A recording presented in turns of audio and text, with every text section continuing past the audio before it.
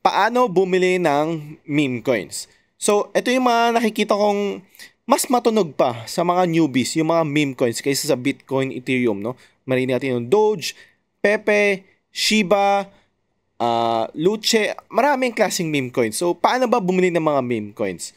So, pwede kang bumili sa mga, again, sa mga local exchanges, international exchanges, pwede ka rin sa outside sa mga exchanges. Ito yung, dito na pumapasok yung centralized exchanges versus decentralized exchanges. Pag meron kang balak bumili ng mga meme coins na yung sikat na, no, Doge, Shiba, mga nasa top 20, top 30 coins, usually makikita mo yan sa mga local and international exchanges.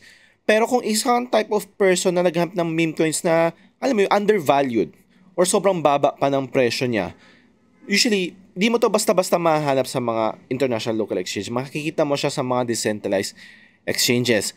But that's a little bit too advanced now for newbies like you. So, ibang topic na yun. Ibang video na yun.